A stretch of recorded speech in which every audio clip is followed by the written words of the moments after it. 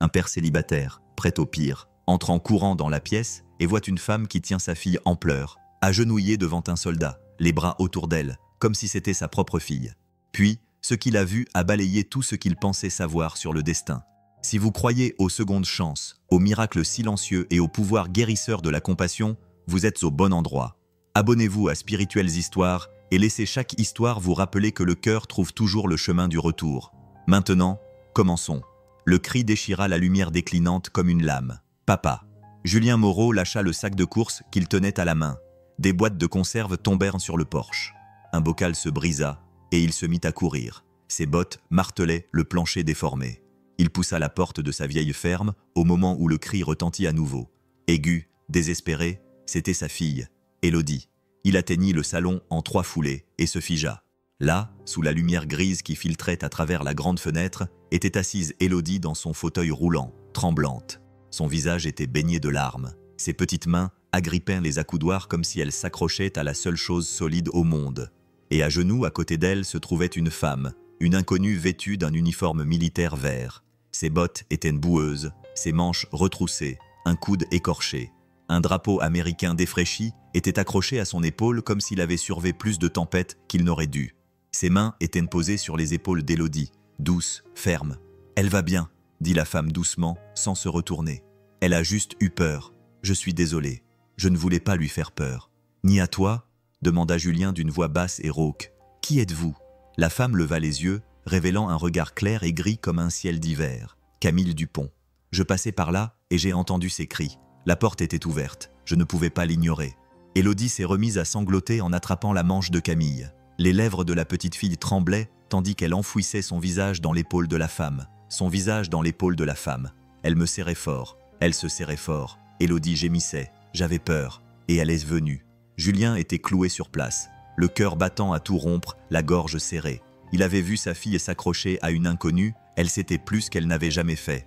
Depuis des mois, il s'agenouilla à côté d'elle. « Élodie, ma chérie, que s'est-il passé ?»« Je suis tombée, » murmura-t-elle. « J'ai essayé d'attraper mon livre et la chaise.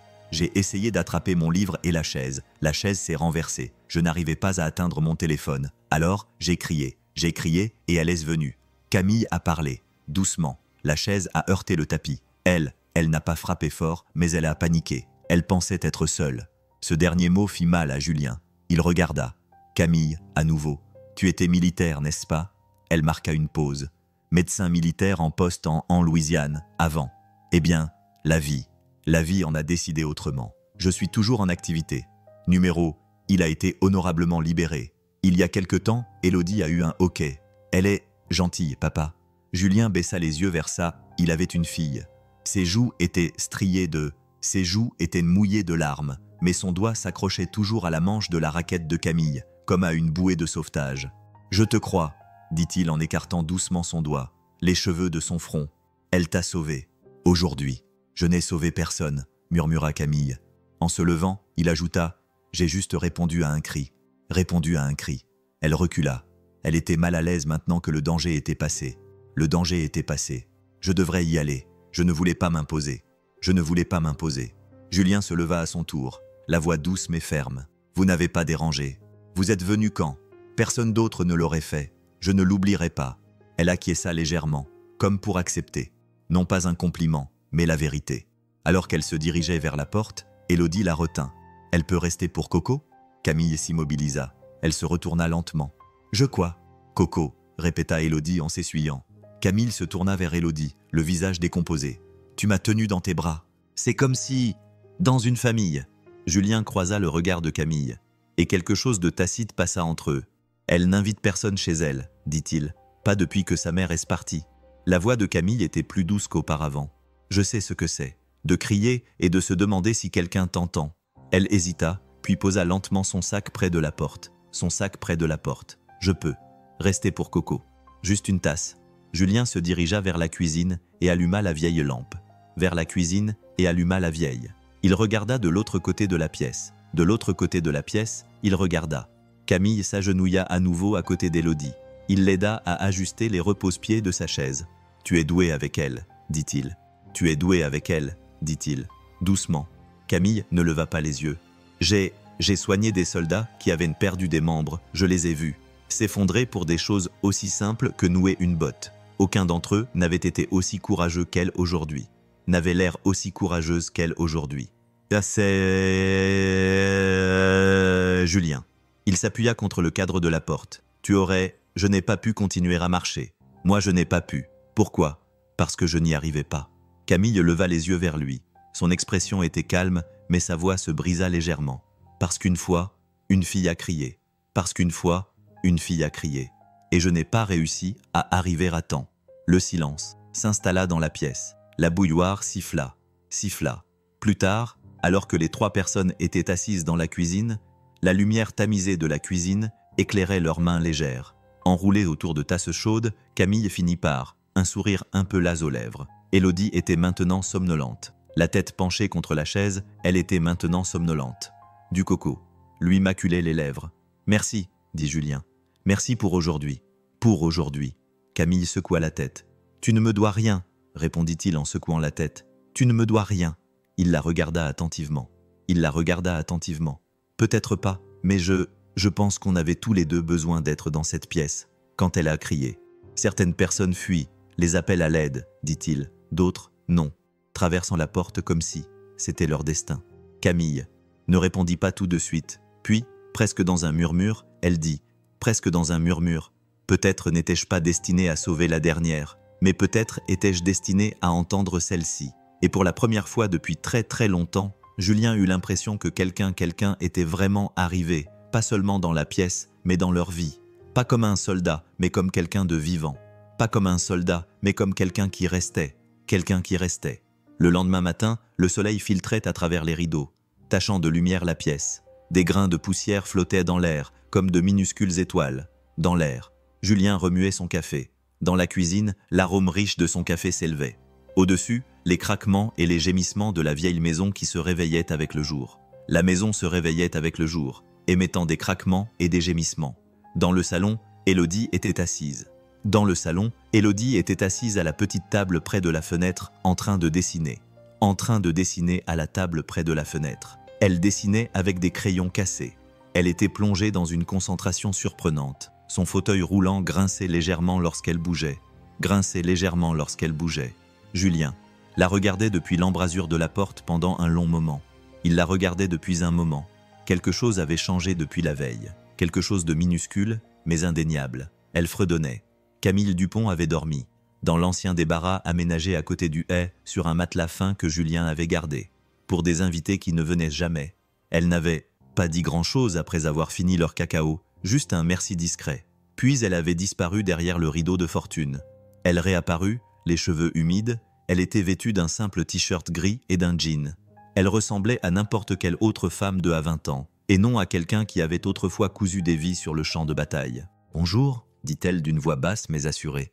Julien acquiesça. « J'espère que le matelas n'a pas cassé ton dos. »« Le matelas n'a pas cassé ton dos ? Tu as dormi dans pire. » Elle sourit faiblement. « Une fois, j'ai dormi debout dans un Humvee. Avec une... » La porte était cassée et 2 caporaux ronflaient. C'était le luxe. Il rit, surpris. Il rit à sa remarque. Elle jeta un coup d'œil à Élodie. « Elle va bien, ce matin ?»« Elle fredonne, » dit-il. Ça ne lui était pas arrivé depuis longtemps. Camille s'appuya contre le comptoir, laissant, il lui fallut un instant pour planter le décor. « Je devrais être partie. »« À midi, finit-elle par dire. »« Julien. » Elle leva les yeux. « Tu n'as pas besoin de te dépêcher. Je ne te presse pas. »« Ne te dépêche pas, » répondit-elle gentiment. « C'est juste que... je ne reste jamais très longtemps au même endroit. » Il y avait quelque chose dans son ton, une prudence, une ligne qu'elle avait déjà tracée. Ailleurs, dans d'autres villes, d'autres cuisines. Une ligne pour empêcher les gens de poser plus de questions. Mais Julien avait lui-même vécu derrière une ligne. Il reconnaissait la forteresse. Forteresse. Il n'insista pas. Au lieu de cela, il posa 2 tasses sur la table et en poussa une. Vers elle. Noir. D'accord, noir, c'est parfait. Parfait. Ils restèrent assis en silence pendant quelques instants. Gorgés. Puis, doucement, Julien demanda. « Qui t'a fait arrêter ?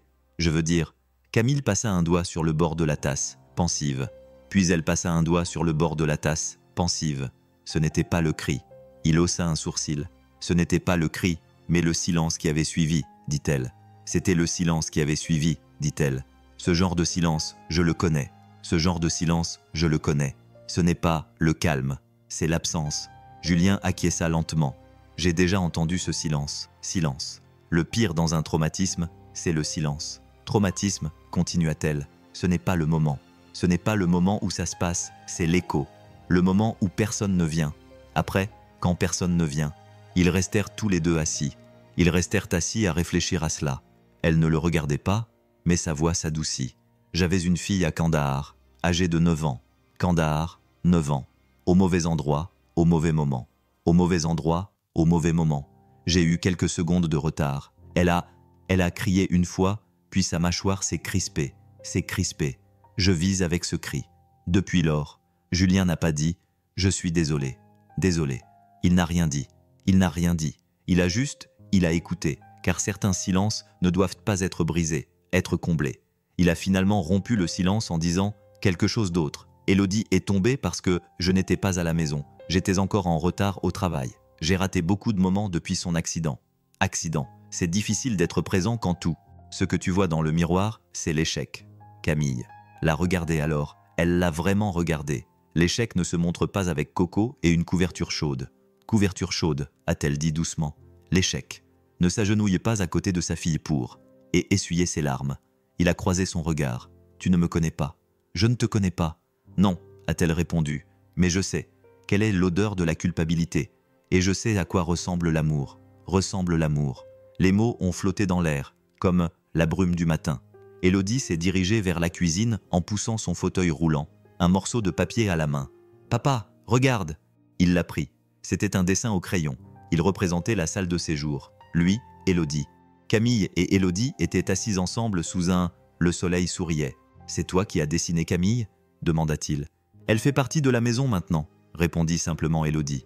Camille retint son souffle, mais elle sourit. « Tu es une bonne artiste, petite. » Élodie sourit. « Tu peux le garder pour ne pas m'oublier quand tu partiras. » Cela la toucha plus profondément que n'importe quelle autre chose. Ces mots la touchèrent plus profondément que n'importe quelle autre parole. Histoire de guerre. Camille s'agenouilla à côté d'elle. « Je n'oublie pas les gens que j'aime, » dit-elle. « Je n'oublie pas les gens que j'aime, » dit-elle, doucement. « Je me souviens de chacun d'entre eux. » Elle la regarda sérieusement. Élodie la regarda sérieusement. « Alors ne pars pas. » Camille déglutit péniblement. « Parfois, les gens doivent continuer à avancer. » Élodie pencha la tête. « Même s'ils ne le veulent pas, » répondit Camille. Cet après-midi-là, Camille se tenait près de sa vieille.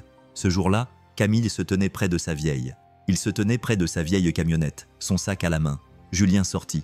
Il se tenait sur le porche et la regardait. « Je ne vais pas te demander de rester, » dit-il. Camille acquiesça. « Je sais, mais si je le faisais, » ajouta-t-il. « Me croirais-tu si je te disais que nous aimerions que tu restes ?» Elle hésita. « Je te croirais. Est-ce que cela aurait de l'importance ?» Elle sourit. Elle était plus fatiguée que je ne l'aurais cru. Élodie fit pipi depuis la fenêtre avant. « Camille, » remarqua-t-il en observant son regard. « Peut-être juste une nuit de plus, dit-elle. »« Une nuit de plus, dit-elle. » Julien sourit. « On a des draps propres. » Cette nuit-là, Julien trouva le sommeil. Un dessin au crayon était collé au-dessus du lit de fortune. Dans le débarras, quelqu'un avait écrit en lettres d'enfant. Quelqu'un avait écrit en lettres d'enfant. « Le jour où j'ai crié, elle m'a entendu. Le jour où j'ai crié, elle m'a entendu. » Et pour la première fois depuis des années, Julien a prié. Pas pour avoir la force ou le pardon, mais juste pour avoir une raison de croire que les gens pouvaient vraiment exister. Dans ta vie, au moment où tu avais le plus besoin d'eux. Même s'ils n'étaient que de passage, même s'ils restaient. La brume matinale s'accrochait aux vitres, douce et argentée, comme si le monde extérieur retenait son souffle. À l'intérieur, de la ferme régnait un silence de musée. Chaque craquement du bois semblait encore plus lourd. Sous les pieds, il semblait plus fort qu'il ne l'était, n'aurait pas dû l'être. Camille était assise à la table de la cuisine, une tasse de thé fumante dans les mains. Une tasse de thé fumante dans les mains. Son sac de voyage était à moitié fermé, posé près de la porte. Elle avait prévu de partir au lever du soleil, mais ses plans avaient changé. Ce n'était pas son fort. Pas depuis elle était rentrée chez elle. Élodie n'avait pas prononcé un mot elle n'avait pas dit un mot depuis le petit déjeuner. Elle était assise de l'autre côté de la pièce, coloriant tranquillement au bout du couloir. Son corps était tendu comme un ressort. Le dessin était lumineux, trop lumineux. Le dessin était lumineux, trop lumineux. Une luminosité qui donnait l'impression que quelqu'un en faisait trop. Julien entra, un bras chargé de bois, et cette fatigue qui s'accroche. Après une nuit blanche, il entra, le bras chargé de bois. Le gel arrive, marmonna-t-il. Tôt cette année, marmonna-t-il Il secoua la neige qui s'était accumulée sur ses vêtements. Le sol est déjà dur. Camille fit un petit signe de tête. Tu as besoin d'aide pour empiler? Tu proposes ton aide ou tu veux éviter de dire au revoir? Le coin de sa bouche se releva. Le coin de sa bouche se releva. Peu des deux. Il posa les bûches près de la cheminée et s'essuya les mains. Il posa les bûches près de la cheminée et s'essuya les mains. Elle était redevenue silencieuse. J'ai remarqué qu'elle est toujours comme ça quand elle pense que les gens vont partir, dit Julien d'une voix plus douce. Maintenant, c'est comme si elle disparaissait à la vue de tous. Camille regarda Élodie. La jeune fille était recroquevillée, les yeux fixés sur le papier, mais sans vraiment le voir. Le voir. Quand j'étais petite, dit Camille, mon père nous déménageait tous les 6 mois. Mon père nous déménageait tous les 6 mois quand j'étais petite. Une enfant de militaire. J'ai arrêté de déballer mes cartons à l'âge de 8 ans. Julien se tourna vers elle. Je pensais que si je ne m'installais pas, ça ne me ferait pas trop mal de partir. Mais ça m'a toujours fait mal. Pourquoi t'es-tu engagé dans l'armée? Demanda-t-il doucement. Engagé dans l'armée? Demanda-t-il doucement. Camille hésita, puis détourna le regard. Hésita, puis détourna le regard. Parce que c'était le seul endroit où je me sentais à ma place. Les ordres avaient plus de sens que les gens. Un silence s'installa entre eux. Puis, dans le couloir, un léger reniflement retentit. Julien leva les yeux. Elle écoutait. Camille se leva, prit un petit carnet de croquis sur i, puis se dirigea lentement vers Élodie. « Salut, petite !» dit-elle en s'accroupissant à côté d'elle. Elle s'accroupit à côté du fauteuil roulant. « Tu veux m'apprendre à dessiner comme ça ?» Élodie continua à colorier.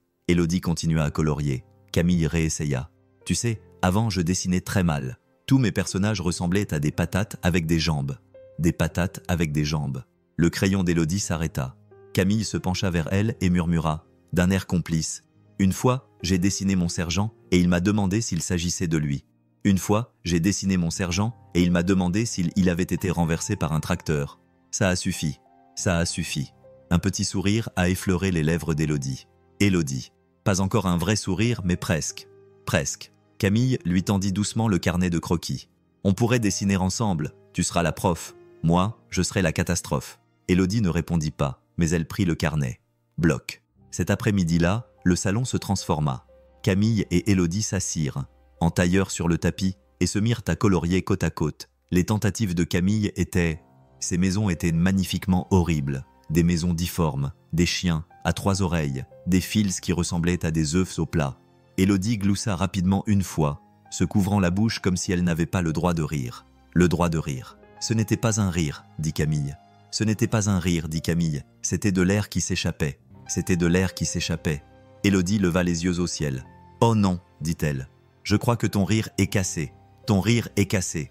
Il va falloir l'emmener chez un réparateur. Il va falloir l'emmener chez un réparateur. » Élodie finit par éclater de rire. Un vrai rire, pas un rire forcé. Un rire fort, mais sincère. Dans la cuisine, Julien se figea. Il retint son souffle, comme s'il avait replongé dans un souvenir. Il avait replongé dans un souvenir. Il n'avait pas entendu ce son depuis des mois, peut-être même un an. Ce son, il ne l'avait pas entendu depuis des mois, peut-être même un an. Il s'avança dans l'embrasure de la porte et observa. Les 2 filles étaient assises sur le tapis. Élodie rayonnait. Elle riait. Camille faisait semblant de dessiner. Les yeux fermés, elle faisait semblant de dessiner. « C'est un dinosaure parfaitement abstrait », déclara Camille. « Un dinosaure parfaitement abstrait », déclara Camille. Élodie gloussa. « C'est un lapin abstrait. » Je corrigeais. Julien s'éclaircit la gorge, d'une voix un peu rauque. « Hé, Élodie, tu veux m'aider à préparer quelque chose pour le dîner ?» Elle s'illumina. « Des cookies ? Non, pas pour le dîner, mais c'est presque pareil. » Camille se leva. « Je vais faire la vaisselle. » Mais Élodie lui attrapa le poignet. « Reste, dit-elle. » Camille clignait des yeux. « Pour faire de la pâtisserie. Papa brûle tout, dit Élodie sur un ton sérieux. Julien haussa un sourcil. « Merci pour la confiance. Merci pour la confiance, dit-il. Merci pour la confiance. Confiance. » Ce soir-là, ils étaient tous les 3 dans la cuisine. Des fleurs étaient disposées partout. Camille avait réussi à mettre de la pâte sur son nez. Élodie avait de la pâte à biscuits étalée sur les joues. Julien portait un tablier sur lequel était écrit « Grill Sergeant ». Un souvenir de la fête des pères, sans doute, d'une époque plus optimiste. Ils rirent comme une famille. Pas fort, Pas parfaitement, mais sincèrement. Plus tard, quand Élodie s'est endormie et que la vaisselle séchait, Camille est sortie sous le porche. L'air était froid et limpide. L'air était froid et limpide. Les étoiles se déversaient dans le ciel. Le ciel semblait avoir été brisé par quelqu'un et les avait laissés tomber. Julien l'a rejointe, 2 tasses fumantes à la main. Il lui a tendu une tasse fumante. Il lui en a tendu une. Elle a ri aujourd'hui, a-t-il dit doucement. Oui, ça faisait si longtemps que je ne l'avais pas entendu. J'avais oublié à quel point cela lui ressemblait. Camille fixait l'horizon sombre. On n'oublie pas un rire comme le sien. Elle attendait, comme une marguerite sous la neige. Il la regarda longuement. Tu es bonne avec elle. Elle est bonne pour moi. Julien, il hésita. Tu pourrais rester, tu sais, pour un moment. Tu aurais ta propre chambre. Elle ne répondit pas tout de suite. Il ne répondit pas tout de suite. Tu sais ce qui me fait le plus peur si je reste, me fait le plus peur si je reste, finit-elle par murmurer. Ce n'est pas que ça. Puisse finir, c'est que ça ne se termine jamais. Et je ne sais pas si je sais encore comment m'intégrer. Je ne sais pas si je sais encore comment m'intégrer. Julien regarda le champ qui s'étendait devant lui. Dans l'obscurité, tu n'as pas besoin d'avoir ta place. Ne pars pas tout de suite, ne pars pas avant. Le petit déjeuner. Camille esquissa un sourire. D'accord. À l'intérieur, Élodie dormait avec un crayon à la main. Elle avait réalisé un dessin abstrait représentant un lapin, collé sur son mur. Sur son mur. Ce n'était pas beau, ce n'était pas parfait, mais c'était à elle. Ce n'était pas parfait, mais c'était à elle. Et pour la première fois depuis très longtemps, elle se sentait bien. C'était la première fois depuis très longtemps. Son rire aussi. Peu après, le tonnerre a grondé. Minuit, profond et lent. Il y a fait vibrer les fenêtres et gémir la vieille maison, ferme, comme si elle se souvenait de quelque chose qu'elle préférait oublier. Camille s'est réveillée dans le petit débarras, le cœur battant à tout rompre. Le premier coup de tonnerre l'avait, elle avait été plongée dans la panique. Elle s'assit, le cou couvert de sueur froide malgré le froid automnal qui s'infiltrait à travers les murs. Le froid automnal s'infiltrait à travers les murs minces. Les murs étaient minces. Elle respirait par petits halètements saccadés. Elle haletait saccadement. Elle n'était pas dans le désert. Elle n'était pas dans la tente. Il n'y avait pas de fumée, pas de coups de feu, juste du bois. De la fumée, pas de coups de feu, juste du bois. De la pluie. Le silence. Puis le coup suivant retentit. Camille cette fois, et ses mains se portèrent. Instinctivement, Camille se baissa. « Baisse-toi, elle est touchée, il faut qu'on sache. » Elle refoula, le souvenir derrière sa cage. Les jointures enfoncées dans ses tempes, elle refoula le souvenir. Mais le cri sortit quand même, le cri sortit quand même. Pas de l'extérieur, il provenait de l'intérieur, au bout du couloir. Julien remua. Il avait toujours eu le sommeil léger. Ces derniers temps, il avait le sommeil léger. Trop d'années passées à écouter. Les pleurs, les cauchemars, le bruit d'un fauteuil roulant sur le parquet. Quand il entendit le bruit étouffé, là un souffle brusque, le bruit sourd d'un mouvement, il n'hésita pas. Il traversa l'obscurité, pieds nus, en prenant soin d'eux, sans réveiller Élodie, et arriva à la porte, du débarras, juste au moment où Camille s'adossait. Les bras serrés contre le mur, autour de ses genoux.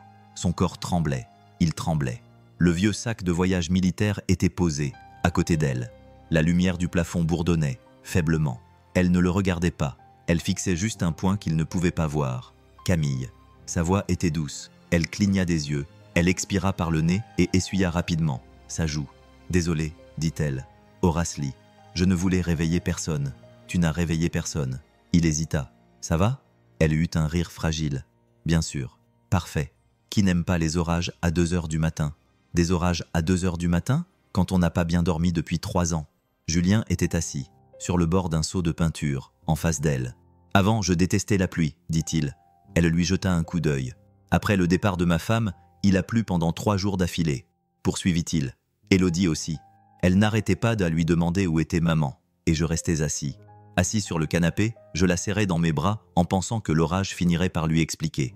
La voix de Camille n'était plus qu'un murmure. « Ça a marché ?»« Non, répondit-il. Mais ça m'a fait tendre l'oreille. » Le silence était retombé, lourd. Le silence retomba, lourd. Mais il était moins pesant. Camille a baissé les yeux vers... Ses mains tremblaient encore. Elle tremblait encore. Elle a crié, a-t-elle fini par dire. Une petite fille. À Kandahar, une petite fille a été touchée par une bombe au bord de la route. J'étais à 10 mètres. J'étais à 10 mètres. J'aurais dû arriver à temps. À temps. Julien n'a pas bougé, mais moi si. Elle continua. C'était le chaos. Il y avait du sang, des cris. Tu penses que tu seras courageux ? Tu penses que tu feras ce pourquoi tu as été formé ? Mais je me suis figé. J'ai hésité. Et elle est morte. Elle a cessé de respirer.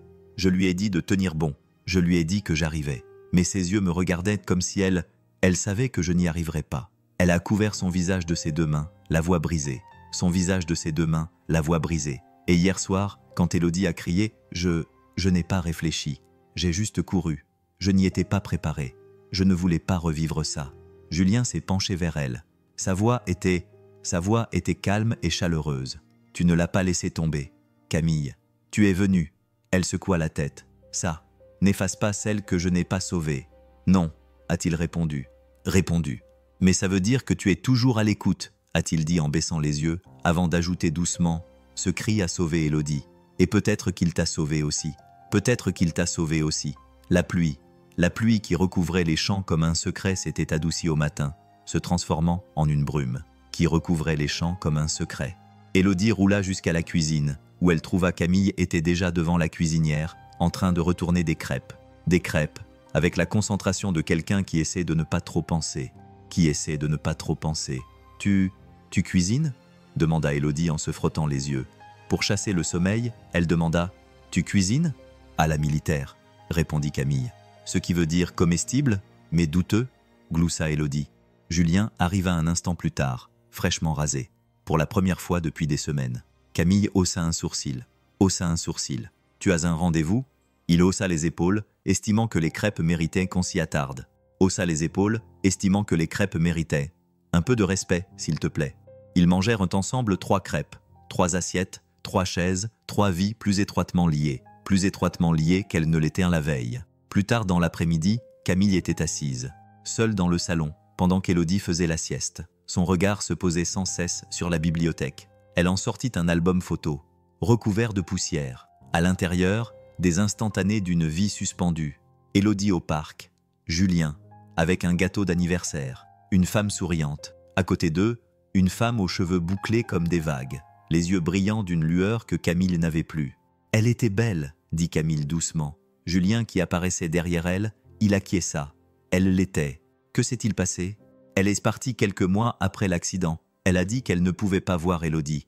Vivre comme ça. Elle a dit qu'elle n'était pas assez forte. Camille referma doucement le livre. « Tu es resté ?» Julien la regarda dans les yeux.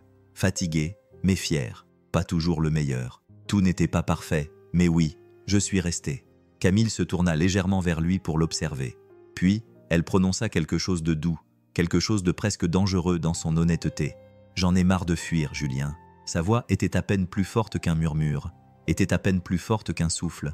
Souffla-t-elle. « Alors, peut-être que tu ne devrais pas. » Cette nuit-là, alors que le vent soufflait contre les fenêtres, Camille était assise au bord de son lit. Elle tenait le dessin qu'Élodie lui avait offert, donné quelques jours auparavant. Il représentait 3 bonhommes sous un soleil souriant. 3 bonhommes sous un soleil souriant, avec une inscription en grosses lettres maladroites. « Le jour où j'ai crié, tu m'as entendu. » Camille appuya sa paume sur son cœur. Elle ferma les yeux et appuya sa paume sur son cœur. Pour la première fois, depuis très très longtemps, les fantômes étaient immobiles.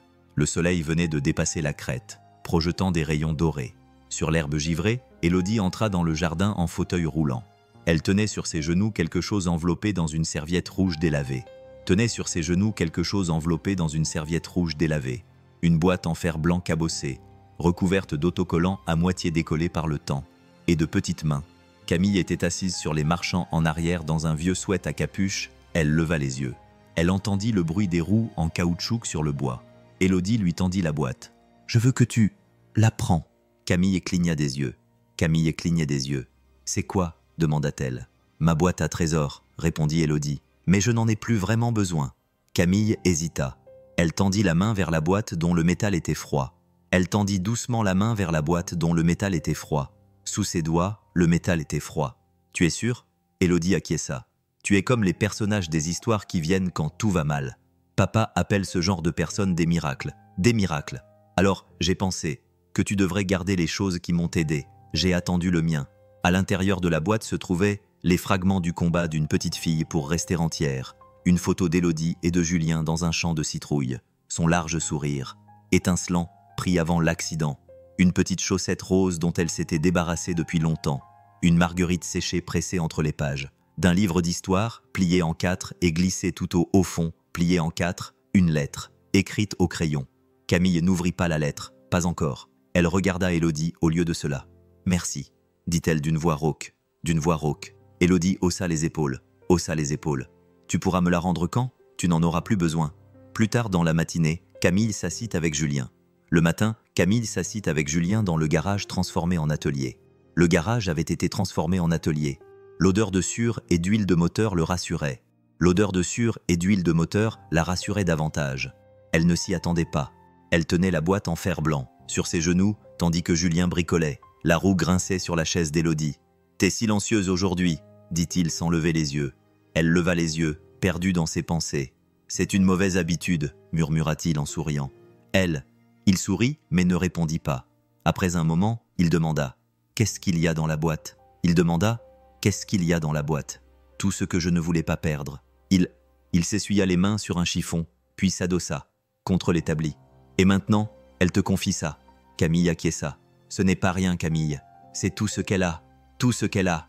Elle passa ses doigts sur une bosse près du coin du couvercle. Elle était plus courageuse et plus forte que moi à son âge. Plus courageuse. Aussi. Elle est courageuse parce qu'elle a une raison maintenant. Camille le regarda. Toi, dit simplement Julien. Cet après-midi-là, tous les trois travaillèrent ensemble dans le jardin, préparant les plates-bandes surélevées. Ils préparèrent les plates-bandes surélevées du jardin, que Julien avait négligées pendant les 2 dernières saisons. Élodie était assise au bord. Elle distribuait des graines à partir d'une boîte en carton, tandis que Camille et Julien creusaient la terre. Tu t'y connais en tomates? Demanda Camille en écartant les cheveux de son visage. Seulement qu'elle ne se plante pas toute seule, répondit Julien. Élodie gloussa. Papa a déjà planté des fraises, à l'envers. On avait des racines en l'air. Camille rit. De l'agriculture rebelle, j'aime ça. Bien. Julien leva les yeux vers elle. Pendant une seconde, il eut l'impression que quelque chose clochait. Puis, il eut l'impression que quelque chose, un moment où la vie n'était pas lourde, n'était pas hantée. Elle était simplement. Plus tard, alors les ombres s'allongeaient. Camille s'assit sur le porche, la boîte en fer blanc ouverte à côté d'elle. Elle finit par déplier la lettre. « Chère maman, si tu reviens, je te promets que je ne pleurerai plus. Papa dit que tu m'aimes toujours, mais je ne sais pas jusqu'où. L'amour peut aller loin. Peut-il aller jusqu'à la ville? Peut-il traverser des portes fermées à clé? Des portes fermées à clé? Et s'il s'est perdu, peut-il revenir? Si tu ne viens pas, ce n'est pas grave. J'attendrai. Mais parfois, j'oublie comment. Attendre. Je t'aime, Élodie. » La main de Camille tremblait légèrement lorsqu'elle posa la lettre. Tremblante, elle posa la lettre. Elle se souvenait avoir écrit quelque chose de similaire autrefois, sauf que cette lettre était destinée à son père, pas à sa mère, et que personne n'avait répondu à la sienne non plus. Elle regardait, le ciel s'assombrissait. Tu n'es pas obligé de rester brisé juste parce que quelqu'un d'autre t'a laissé comme ça. Les mots sortirent, avant même qu'elle réalise qu'elle les prononçait. Peut-être ne s'adressait-elle pas à Élodie, peut-être même pas à Julien, peut-être qu'elle se le disait à elle-même. Cette nuit-là, Julien la trouva debout près de la fenêtre. Cette nuit-là, Julien la trouva debout près de la clôture arrière, les bras croisés, la boîte en fer blanc, posée sur un poteau à côté d'elle. « Elle est partie », dit Camille sans se retourner. « Sa mère », acquiesça-t-il. « Oui, ça fait combien de temps ? 2 ans. Elle t'a donné une explication ? » « Une explication ?» Julien expira. Elle a dit qu'elle ne supportait pas elle n'arrivait pas à voir Élodie souffrir, qu'elle n'était pas assez forte. Camille se retourna, le regard sombre. Ce n'est pas de la force, c'est de l'égoïsme. Enrobé d'un joli paquet cadeau. Il ne répondit pas. Penses-tu qu'elle reviendra un jour ? Demanda-t-elle. Avant, j'espérais qu'elle reviendrait, répondit-il. Mais maintenant, je pense que non. Certaines personnes ne sont pas faites pour être des chapitres. Elles ne sont que des notes de bas de page. Et l'histoire est meilleure sans elle. Elle est meilleure sans elle. Camille baissa les yeux. Il se dirigea vers la boîte. Élodie attend toujours. Elle attend quelqu'un qui ne partira pas. Julien dit, ces derniers temps, je pense qu'elle a compris que ce ne serait peut-être pas sa mère. Camille déglutit. Je n'ai jamais voulu être autre chose qu'un moment, murmura-t-elle. Il s'approcha et lui parla. Il s'approcha doucement. Parfois, les gens qui apparaissent par hasard, ce sont exactement ceux dont on avait besoin. Depuis le début, alors que la lune montait dans le ciel, Camille retourna dans la pièce improvisée et posa soigneusement la boîte en fer blanc à côté, son lit de camp. Elle ne lui appartenait pas, mais elle contenait les fragments de la foi de quelqu'un, le courage de quelqu'un, d'un autre, de l'espoir d'un autre. Ce soir-là, elle se sentait vraiment chez elle. Ce soir-là, elle se sentit vraiment chez elle. Lorsque le mois d'octobre arriva dans la vallée, les feuilles avaient commencé leur lente descente dorée. Comme le temps tombait doucement le ciel était d'un bleu profond. La ferme, autrefois silencieuse comme un, qui bourdonnait désormais de signes de vie. La vie y était revenue. Des rires au petit déjeuner, de la musique dans la cuisine. La cuisine, des dessins à la craie sur le trottoir devant la maison, le genre de vie que Julien avait presque oublié comment désirer. Et Camille Dupont était toujours là. Ce qui n'avait été qu'une nuit avait été défait en 2 semaines. Elle avait déménagé ses affaires de la remise à la petite chambre d'amis à l'étage, juste en face de la chambre d'Élodie. Le lit de camp était plié et le sac de voyage était fermé, mais intact. Le sac de voyage était fermé, mais intact. La boîte en fer blanc était posée sur la table de chevet, comme si elle avait toujours été là, Mais certaines choses avaient changé. Personne en ville ne l'avait remarqué. Et toutes n'étaient pas bienveillantes. Tout avait commencé à l'. L'épicier avait remarqué qu'il était en train de charger des sacs de paillis. Julien était en train de charger des sacs de paillis. Il avait entendu 2 femmes chuchoter. Juste assez fort pour qu'il les entende, elles chuchotaient près du comptoir. Il les avait entendues. « C'est pas le type Moreau, celui qui a une petite fille ?»« J'ai entendu dire qu'il avait une femme qui vivait là, maintenant. Un ancien combattant, je crois. Tu sais comment sont ces types. Types, traumatisés, des horaires bizarres, instables. » Julien se retourna brusquement. « Elle n'est pas instable. C'est grâce à elle que ma fille rit. À nouveau. » Les femmes se figèrent. L'une d'elles fouilla dans son sac à main. « Nous ne voulions pas vous offenser. Vous. On voulait juste commérer, dit Julien, le regard fixe. Vous ne la connaissez pas. Vous n'avez pas le droit de parler d'elle. Elles s'éloignèrent rapidement, la tête baissée. Julien, la colère bouillonnait sous sa peau. Côte. Pas parce que Camille avait besoin d'être défendue, mais parce qu'il ne devrait pas avoir à le faire. Pas parce qu'elle avait besoin d'être défendue, mais parce qu'elle ne devrait pas avoir à être défendue. Ce soir-là, Camille l'a trouvée dans la grange. Il était en train de poncer un morceau de chêne. « Ça va ?» a-t-elle demandé en entrant. « Ça va. » Elle observa ses épaules et la façon dont il tenait ses mains. Il observa ses épaules et la façon dont elle tenait le bois. Serrait trop fort le bois. Il s'est passé quelque chose. Il n'a pas levé les yeux. Les gens parlent. Il parle. Camille haussa les épaules. Il parle toujours. Pas comme ça. Elle s'approcha et s'appuya contre l'établi d'en face. « Laisse-moi deviner. Devine. Je suis le soldat au passé trouble. C'est ça. » Il la regarda enfin. « Je ne veux juste pas que tu sois blessé. Julien, dit-elle doucement. On m'a tiré dessus. J'ai vu des hommes mourir. J'ai nettoyé le sang. Le sang n'était pas le mien. Il était sur mes bottes. Tu crois que quelques commérages de femmes dans une petite ville me font peur? Les commérages des femmes dans une petite ville me font peur? » Il esquissa un sourire. « Je ne le pense pas. » Elle. Il s'approcha, adoucissant la voix. « Tu n'as pas à me protéger des ragots. Mais merci de vouloir le faire. » Plus tard, alors que le ciel prenait des teintes cuivrées et lavande, Camille était assise sur le porche avec Élodie. Elle fabriquait des bracelets avec du fil et des perles. Élodie brandit un fil. « Celui-là, c'est pour papa ?» Camille sourit. « Tu crois qu'il le portera ? Il a déjà porté un collier de macaroni pendant 2 jours. Une fois, dit Élodie fièrement. Il portera celui-ci. » Elles rirent et leur voix s'éleva. Dans les champs, elles rirent. Depuis la balancelle du porche, Julien les regardait, le cœur rempli d'une émotion qu'il ne pensait plus jamais ressentir. Il y avait quelque chose entre ces deux-là. La joie d'Élodie, la présence rassurante de Camille. Elle ressemblait plus à une famille qu'à tout ce dont il se souvenait du passé. Ce soir-là, Camille se tenait près de la cheminée, les bras croisés, les flammes dans le dos. Les flammes dansant sur son visage, jouaient sur son visage. Elle portait une vieille chemise en flanelle de Julien par-dessus son pull. Une vieille chemise en flanelle de Julien lui servait de haut. Il portait un t-shirt dont les manches étaient retroussées jusqu'au coude. Julien entra en essuyant une assiette. « T'es silencieuse. Tu penses à des trucs dangereux ?» taquina-t-il. Elle esquissa un sourire. « Je venais de réaliser que je n'étais pas resté aussi longtemps, au même endroit depuis avant mon déploiement. » Elle le regarda. Ses yeux n'étaient pas... Ils n'étaient pas hantés ce soir-là, juste fatigués et honnêtes. Ça ne me fait plus autant peur qu'avant. Ils restèrent silencieux un moment, puis elle dit, un silence qui semblait être un moment de repos plutôt qu'une épreuve. Distance.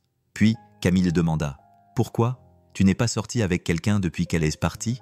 Julien s'appuya contre le mur. « Je n'avais pas de la place pour quelqu'un d'autre? Pour être déçu? Être déçu ?» Camille acquiesça lentement. « C'est normal. » Il la regarda. Il la regarda. « Et toi, pourquoi n'es-tu pas... Tu n'es pas parti encore ?» Elle le regarda droit dans les yeux. Parce que pour la première fois depuis des années, quelque chose ne semblait pas temporaire. Sa voix se brisa légèrement. Et c'était terrifiant. Julien traversa la pièce en 3 pas lents.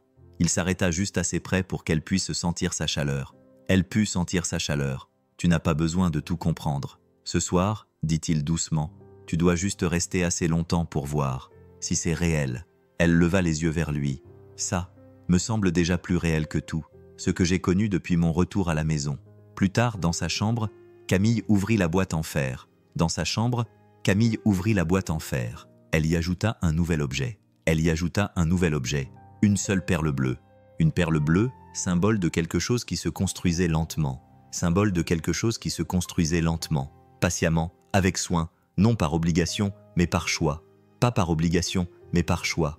Et quand elle s'est couchée ce soir-là, pour la première fois depuis des années, elle n'avait pas rêvé. Elle n'a pas rêvé de guerre, de cris ou de sang. Elle a rêvé de rire sous le porche, de bracelets et de quelque chose qui ressemblait étrangement à un avenir. L'enveloppe est arrivée un mardi matin, nichée entre les factures et un catalogue de graines. Julien la posa, la pile sur la table de la cuisine, sans y prêter attention au début, jusqu'à ce que Camille fouille dans le courrier et s'arrête. Ses doigts s'arrêtèrent sur le papier épais de couleur crème. L'adresse de l'expéditeur était imprimée en... Les caractères militaires étaient bien nets. Le sceau du ministère des anciens combattants la fixait comme un fantôme Julien remarqua son expression. Il y avait quelque chose d'important. Camille ne répondit pas tout de suite. Elle ouvrit l'enveloppe lentement, comme si elle pouvait. Mordre. Elle lut la lettre une fois, puis une deuxième fois, puis elle la plia soigneusement et la remit dans l'enveloppe. Et la posa sur la table. Elle la glissa sous sa tasse de café, comme si son poids pouvait l'empêcher d'avoir un sens. Camille Julien lui demanda doucement. Elle leva les yeux. Sa voix était neutre. C'est une offre de réintégration. Son front se plissa. Réintégration. Ils ont réexaminé mon dossier. Une place s'est libérée. Dans le programme avancé de réintégration et de traumatologie. C'est sur invitation seulement. À la base de Lyon. Julien se pencha lentement en arrière. Le poids de ses mots s'installa dans sa poitrine. Il se pencha lentement en arrière. Le poids de ses mots s'installant dans sa poitrine. C'est bien non? Elle eut un petit rire, presque amer. Tout ce que je voulais, c'est ça. Et maintenant, elle secouait la tête. Maintenant, j'ai l'impression que quelqu'un vient de m'offrir la vie pour laquelle j'ai travaillé, mais en échange de quoi? Dont je ne savais pas que j'avais besoin. Les jours qui suivirent furent plus calmes. Pas froid, pas gênant, juste rempli de ce genre de choses. Gênant, juste rempli de ce genre de... Un silence qui précède quelque chose. Un silence qui allait se briser. Camille n'avait pas pris de décision. Du moins, pas encore. Elle continuait à cuisiner. Avec Élodie, elle aidait Julien à réparer les marches cassées de l'arrière de la maison. Mais il y avait une hésitation dans son sourire, un retard dans son... Elle riait, comme si elle était déjà à moitié partie. Un soir, Élodie la trouva sur... Elle était assise sur la balancelle, regardant le vent onduler, à travers les arbres. « Tu pars ?» demanda Élodie. Camille expira. « Peut-être. » Élodie baissa les yeux vers ses mains. « À cause de la lettre ?»« Oui, » répondit-elle. La jeune fille resta silencieuse pendant un long moment. Puis elle, « C'est à cause de quelque chose que j'ai fait ?» Camille se retourna rapidement. « Non, mon Dieu, non, ma chérie, non. Ça n'a rien à voir avec toi. Toi. Alors pourquoi j'ai cette impression ?» Camille lui prit la main. « Parce que quand les gens partent, on a toujours l'impression que c'est personnel, même quand ce n'est pas le cas. » Élodie cligna des yeux, puis se leva, et elle disparut à l'intérieur sans un mot. Plus tard dans la soirée, Julien trouva Camille dans la grange, assise sur une caisse de lait renversée. Elle fixait une corde nouée. Il s'approcha et tira un tabouret. « Elle m'a demandé si c'était ma faute, » dit Camille. « Elle m'a demandé si c'était sa faute, » a dit Camille. Doucement. « Je sais. Je ne savais pas quoi dire. Julien acquiesça. « Moi non plus. C'était la première fois qu'elle me posait cette question. Camille se frotta les paumes. Les paumes. Qu'est-ce que tu ferais? Julien hésita. Si j'étais toi? Ouais. Il la regarda droit dans les yeux. Il la regarda droit dans les yeux. Je me demanderais si je cherche à tourner la page ou si je fuis. Un foyer que je n'aurais jamais cru trouver. Elle ne dit rien, se contentant de fixer le sol. Tu peux toujours retourner à l'armée. Camille, dit-il gentiment. Mais les gens comme nous, ça n'existe pas. Élodie et moi, on n'est pas un boulot auquel on peut se consacrer à moitié. Ce n'est pas un travail auquel on ne postule pas à nouveau. Le lendemain matin, Camille fit ses valises. Elle ne pleura pas, Élodie non plus. Mais le silence était plus épais que jamais. Des larmes plus lourdes que des cris. Julien l'aida à charger le camion. Il ne lui demanda pas de rester. Il ne lui demanda pas de rester. Il n'essaya pas de la culpabiliser. Il ne chercha pas à la culpabiliser. Il est juste resté. Il est resté à ses côtés pendant qu'elle attachait la dernière sangle et lui a dit « Tu vas nous manquer ». Elle a hoché la tête en clignant rapidement des yeux. A hoché la tête en clignant rapidement des yeux. Je sais. Alors qu'elle ouvrait la portière du conducteur, Élodie a couru. Elle ouvrait la portière du conducteur quand Élodie a couru. Depuis le porche, tenant quelque chose dans ses mains. « Attends !» Camille s'est retournée alors que la petite fille lui tendait une carte dessinée à la main. À l'intérieur, en grosses lettres majuscules. « Tu es la première personne à être venue quand j'ai crié. Ne sois pas la première à partir. » Camille eut le souffle coupé. Julien s'avança et posa la main sur l'épaule de sa fille. Sur l'épaule de sa fille. « Elle a fait ça hier soir. Je l'ai fait hier soir. » Camille fixa. La carte. Ses mains tremblaient. « Je ne devrais pas prendre ça, » murmura-t-elle. Élodie fronça les sourcils. « Pourquoi ? Parce que je ne sais pas si je serai assez forte pour revenir. » Élodie. Elle tendit la main et plaça la carte dans la sienne. « Tu n'as pas besoin de revenir si tu ne pars pas. » Cette nuit-là, Camille ne ferma pas l'œil. Allongée dans la chambre d'amis, elle, la lettre du département des anciens combattants, serrée dans une main, la carte d'Élodie dans l'autre. La tempête faisait rage dehors. N'était pas accompagnée de tonnerre, juste du vent. Il balayait les murs de la maison comme des doigts testant la solidité des murs.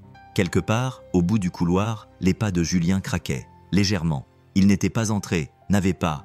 Il avait frappé, mais elle savait qu'il était là. Il attendait. À l'aube, elle sortit. Elle sortit et se tint sous le ciel gris, le sac dans une main. La carte était glissée dans la poche de sa veste. Sa veste. Julien la rejoignit sous le porche. « Tu pars ?» Camille regarda derrière lui, vers la fenêtre de la cuisine où se trouvait le dessin d'Élodie. Était toujours accroché, avec ses bonhommes allumettes sous un soleil souriant. « Je ne sais pas encore, » répondit-elle. « Mais je ne pars pas maintenant. » Il la regarda. Il la regarda dans les yeux. « Pourquoi ? Parce que j'ai enfin compris. Elle a dit que cette lettre n'était pas une bouée de sauvetage. C'est un test, et je l'ai déjà réussi. Le premier gel avait recouvert les bords les fenêtres étaient recouvertes d'un givre argenté. Sur la vitre, comme un avertissement silencieux de la nature, le changement est proche. Camille se tenait devant l'évier de la cuisine, le regard perdu. Dans les champs, le monde était encore. Le monde était encore. Il était plongé dans le calme qui précède. Un départ ou une décision.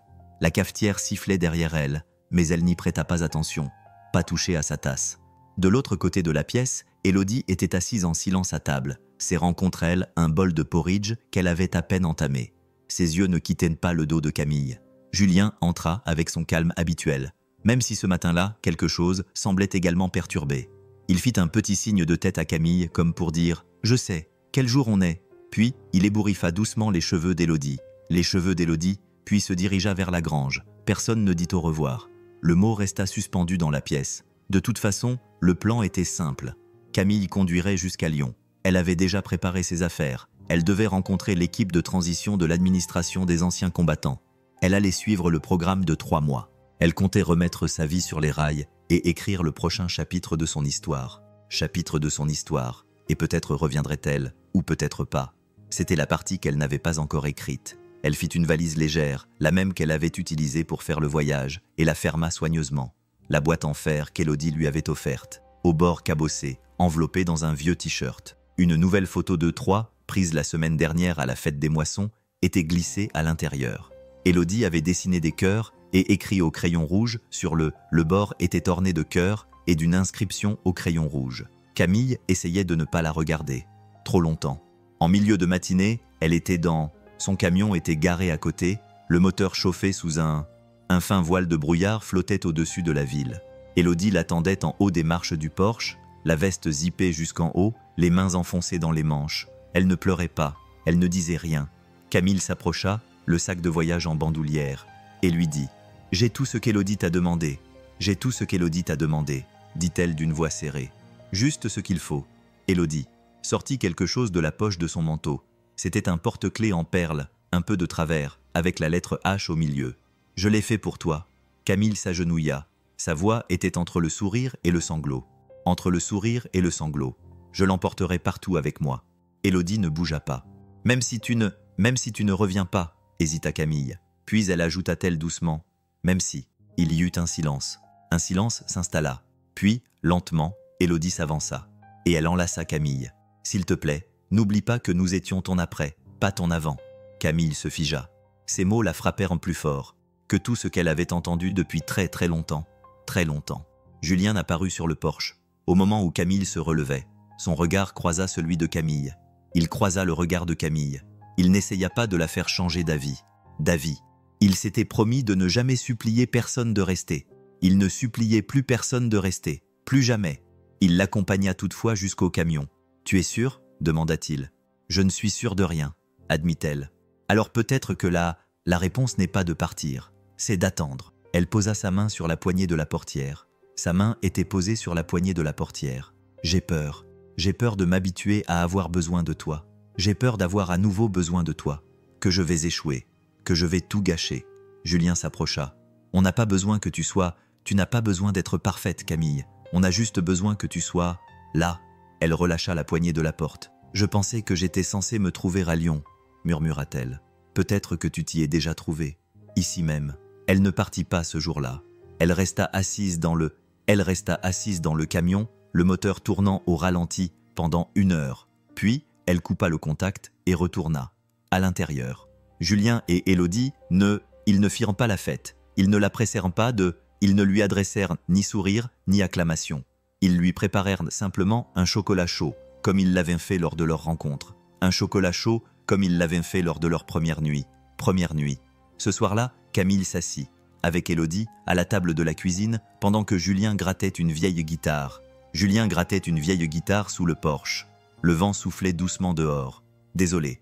La lumière automnale dessinait de longues rayures dorées sur le sol. Élodie coloriait tranquillement à côté d'elle. « Pourquoi ?» demanda soudain Élodie. « Tu avais peur ?» demanda soudain Élodie.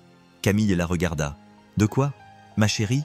De rester. » Camille resta silencieuse un moment. Elle resta silencieuse un moment, puis répondit. Elle répondit. « Parce que je ne pensais pas le mériter. » « De quoi ?» Camille répondit simplement. « De la paix, de l'amour, d'une famille. » Élodie ne s'arrêta pas de dessiner. « Tu n'as pas besoin de mériter une famille. Il suffit de l'aimer en retour. » Camille sentit sa gorge se serrer. Elle tendit la main et repoussa une mèche de cheveux derrière l'oreille d'Élodie. « Je t'aime, tu le sais.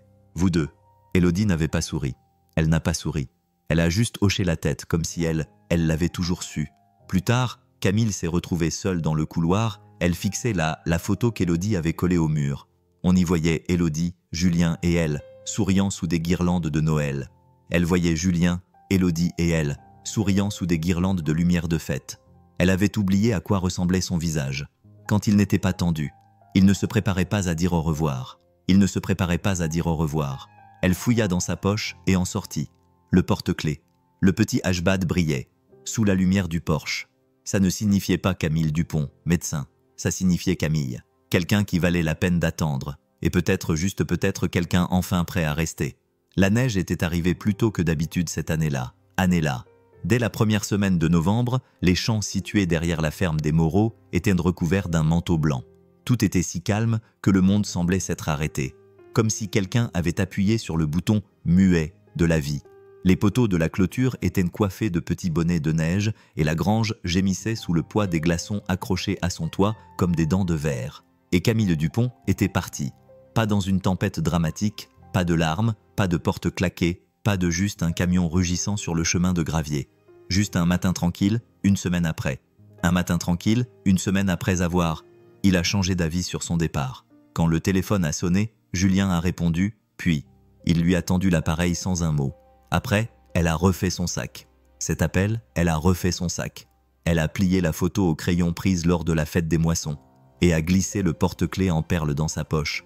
Puis l'a glissé dans sa poche. Elle a serré Élodie dans ses bras. Elle serra Élodie dans ses bras. Elle lui murmura quelque chose que ni Julien ni la petite fille ne le répétaient jamais, puis elle sortit, avant le petit déjeuner.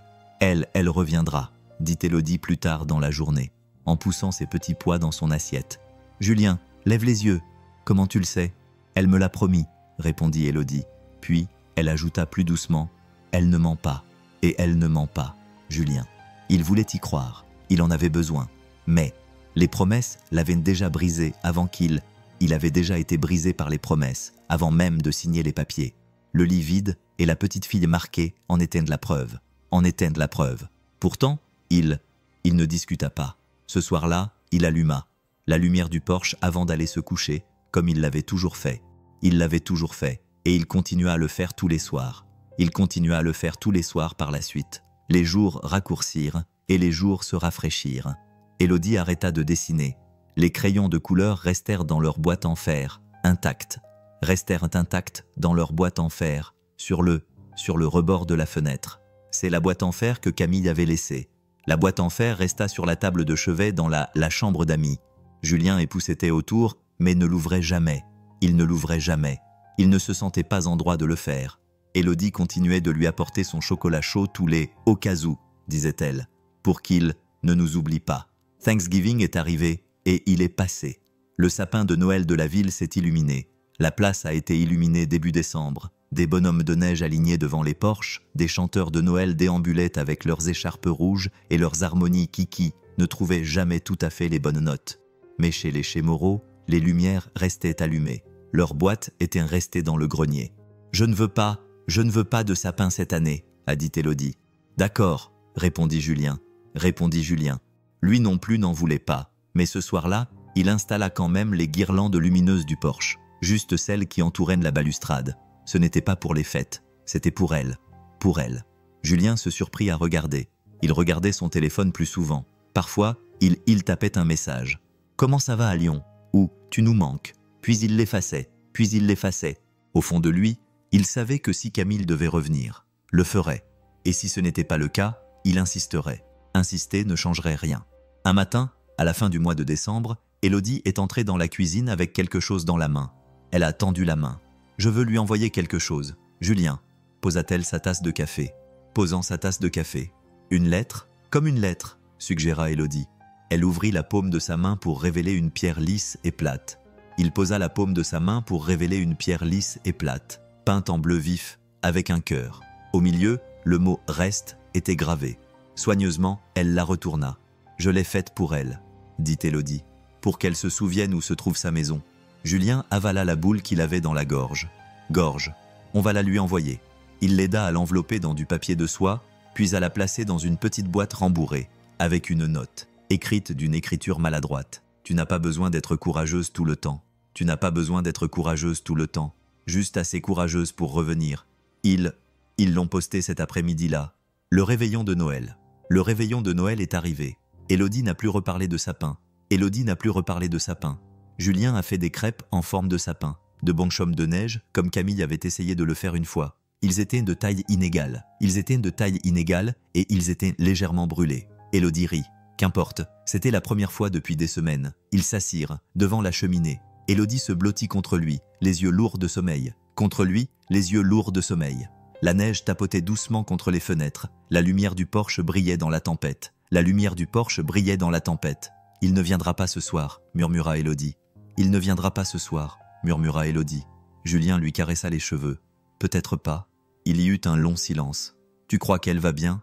Je crois que Julien a dit, avec précaution, que parfois, les gens partent pour comprendre qui ils sont, mais que ceux qui les aiment n'arrêtent pas d'attendre. Élodie ferma les yeux. Je n'arrêterai pas. Lui non plus. Quelques jours plus tard, après le passage de la nouvelle année, la neige avait commencé à fondre au coin. La neige avait commencé à fondre sur le toit. La boîte en fer blanc avait disparu. La boîte en fer blanc de la table de chevet avait disparu. Julien le remarqua. Il chercha immédiatement dans la chambre d'Élodie. Dans le salon, dans le porche, rien. Il la trouva finalement dans la grange, agenouillée à côté de elle, était en train de placer la boîte dans l'escalier du grenier. Doucement, dans une caisse évidée. Une petite couverture repliée autour de lui comme une enfant endormie. « Elle n'est plus à nous », dit-elle. « Elle en aura besoin quand elle sera prête. » Julien s'accroupit à côté d'elle. « Tu n'es pas en colère? Je ne suis pas en colère.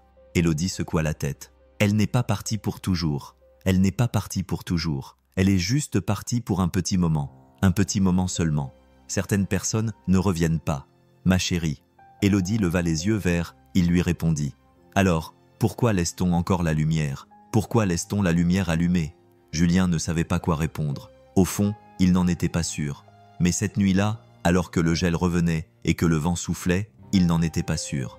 Cette nuit-là, alors que le gel revenait et que le monde redevenait silencieux, il alluma quand même la lampe du Porsche. Pas parce qu'il en était certain, mais juste au cas où. Elle rentrerait, mais il voulait juste s'assurer qu'elle le verrait. Elle avait besoin de la voir briller, où qu'elle soit.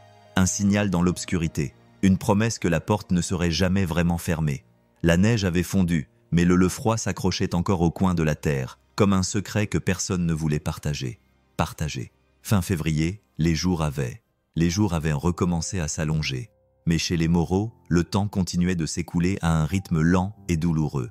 Élodie avait pris l'habitude de se tenir debout. Devant la fenêtre, le menton, posé sur le rebord, les yeux fixés sur la route de gravier. Elle ne disait jamais ce qu'elle cherchait. Elle n'en avait pas besoin. Julien voyait son espoir et cela le faisait souffrir. Comme une vieille blessure qui ne cicatriserait jamais. Complètement. Parfois, il la rejoignait. La plupart du temps, il ne le faisait pas. Il était plus facile de ne pas espérer. Il parlait à voix haute. La lumière du Porsche restait allumée tous les soirs. Un mercredi, comme tous les autres, un autre jour, le vent a tourné.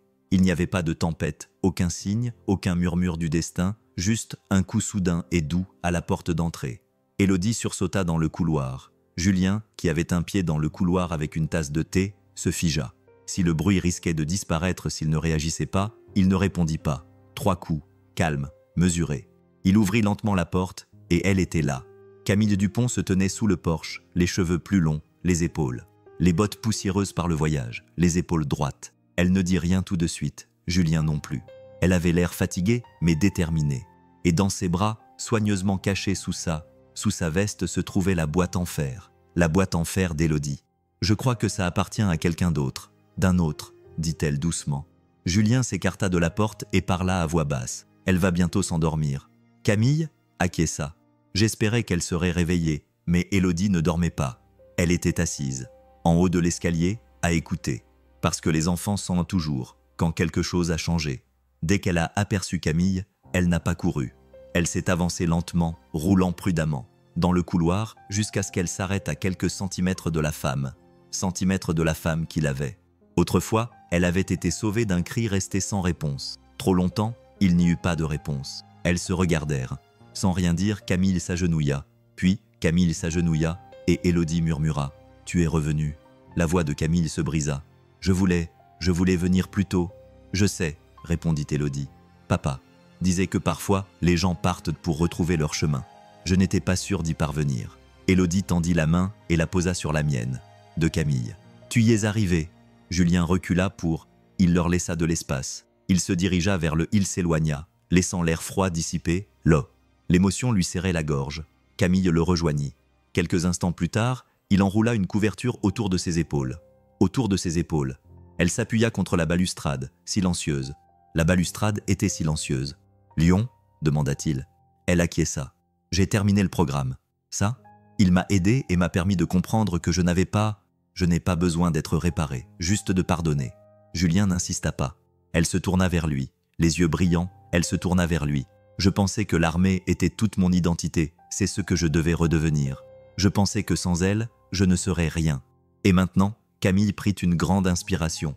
Maintenant, je pense que je suis peut-être quelqu'un d'autre. Et je pense que cette personne a peut-être sa place. Ici. » Julien la regarda attentivement, comme s'il la voyait pour la première fois. À nouveau. « Tu as toujours eu ta place ici. Tu ne le croyais pas encore. » Elle ne le croyait pas encore. À l'intérieur, Élodie avait replacé la boîte en fer sur sa table de chevet. Elle ouvrit le couvercle et toucha chaque objet avec révérence, preuve de l'amour. L'amour pouvait partir et revenir. La lapierre peinte était là aussi, celle qu'elle avait envoyée à Camille. Reste. Elle avait ajouté quelque chose, un autre mot gravé, soigneusement, au dos. Prête. Le dîner était simple, une soupe et des petits pains chauds. Ils ne parlèrent ni du programme, ni de Lyon, ni de la raison pour laquelle ils étaient là. Ils ne parlèrent ni du programme, ni de Lyon, ni de la raison pour laquelle elle était partie. Elle était partie. Au lieu de cela, ils parlèrent le dernier livre d'Élodie, Le toit de la grange, qui fuyait toujours, des mésanges, qui avait recommencé à venir à la mangeoire. C'était le genre de conversation que les familles ont quand elles ne retiennent plus leur souffle.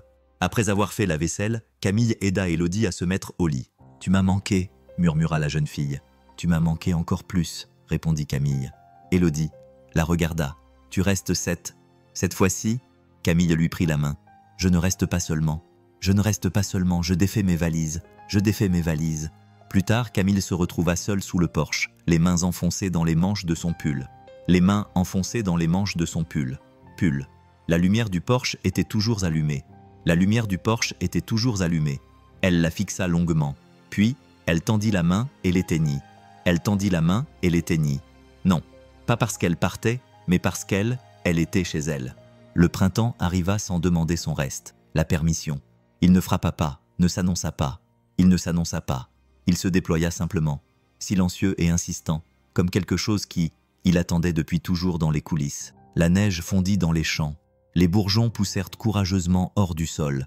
Et là, la lumière du porche, symbole d'espoir depuis longtemps, restait éteinte, car l'espoir n'avait plus lieu d'être. Il n'avait plus besoin d'être rappelé. Camille Dupont était chez elle. Elle n'était pas revenue en tant qu'invitée, ni en tant que visiteuse. Elle n'était pas revenue en tant que femme qui s'était autrefois agenouillée sur le pas de la porte, tenant un enfant qui pleurait. Elle était revenue en tant que personne qui suspendait. Sa veste était posée près de la porte sans qu'elle demande la permission. Qui faisait des crêpes le mardi et les brûlait, la moitié du temps. Qui savait exactement où Élodie rangeait ses livres pour s'endormir. Comment Julien aimait son café, fort, avec peu de crème, sans sucre. Il connaissait le rythme de la maison. S'est adapté pour lui faire une place, sans jamais lui demander si cela lui convenait. C'était comme ça, tout simplement. C'était comme ça, tout simplement.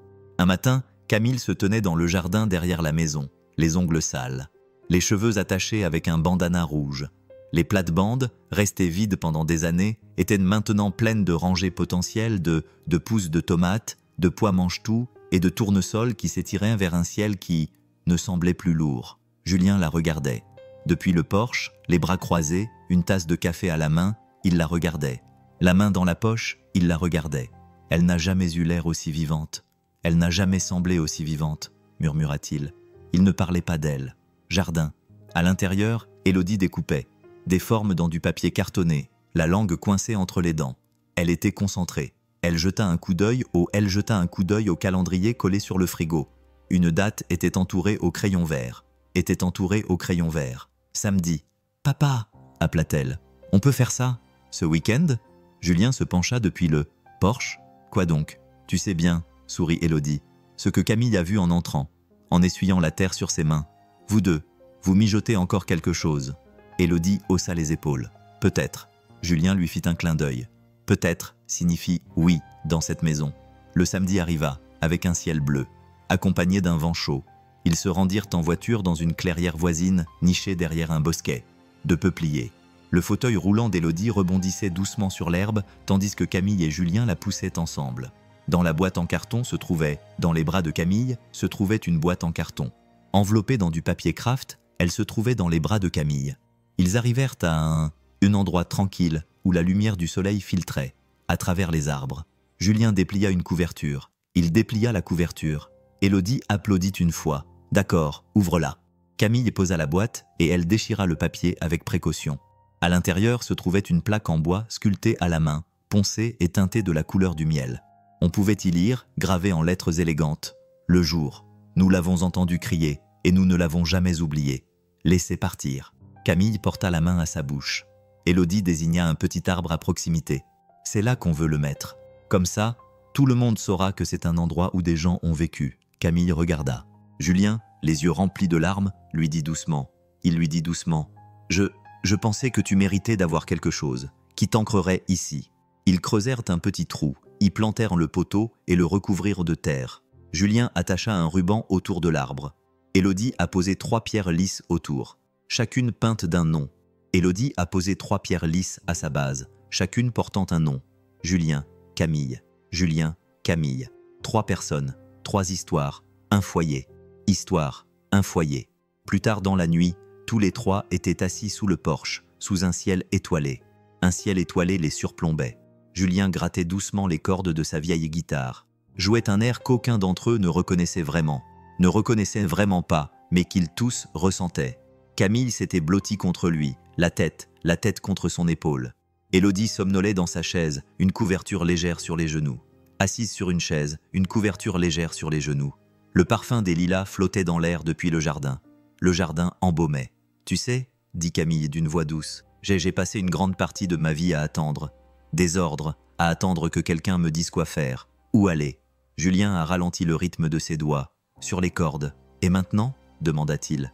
Elle regarda autour d'elle. Le porche, l'enfant, la maison était éclairée de l'intérieur. « Maintenant je me réveille, et je sais que je suis là où je dois être. Julien se tourna vers elle, la dit-il d'une voix basse. « Parfois, on ne choisit pas. Son foyer, c'est lui qui nous choisit. » Elle sourit. « Et parfois, on a la chance d'être choisi en retour. À l'intérieur, sur le mur au-dessus de l'escalier, Camille avait accroché le vieux dessin qu'Élodie avait fait autrefois. On y voyait 3 bonhommes sous un soleil souriant. Un soleil avec un grand sourire. Il avait été déchiré, puis réparé avec du ruban adhésif. Était froissé et usé, mais il était toujours entier. À côté, un nouveau dessin avait été ajouté. Plus, il était détaillé et soigneusement colorié. Il représentait les 3 mêmes personnages, mais cette fois, debout sous un arbre, tenant une pancarte. Le fils souriait toujours, tout comme les gens. Dans le coin, on pouvait lire, dans une écriture soignée d'Élodie. La famille, ce sont les gens qui reviennent et qui restent. Cette nuit-là, Camille se tenait devant la porte d'entrée, la main posée, légèrement sur l'interrupteur. La lumière du porche était éteinte depuis des mois. Elle, ce n'était pas nécessaire, mais, juste avant d'aller se coucher, elle l'alluma quand même, pas par peur, mais par habitude ou nostalgie, ou comme une promesse. À elle-même, à eux, à tous ceux qui étaient encore là, dans le noir, attendant d'être entendus. Là, dans le noir, attendant d'être entendus. « Si tu cries, murmura-t-elle à la nuit, elle t'entendra et ne t'abandonnera pas, jamais. » Et, tout à coup, un cri retentit, qui avait autrefois résonné dans le silence, devint le début de quelque chose de magnifique. Une famille qui n'est pas liée par le sang, mais par l'amour. Une famille qui n'est pas liée par le sang, mais par l'amour. Par le choix et par la décision silencieuse de rester. Si cette histoire t'a touché, nous aimerions avoir ton avis. Si tu as regardé jusqu'ici, dis-nous dans les commentaires où tu l'as vu.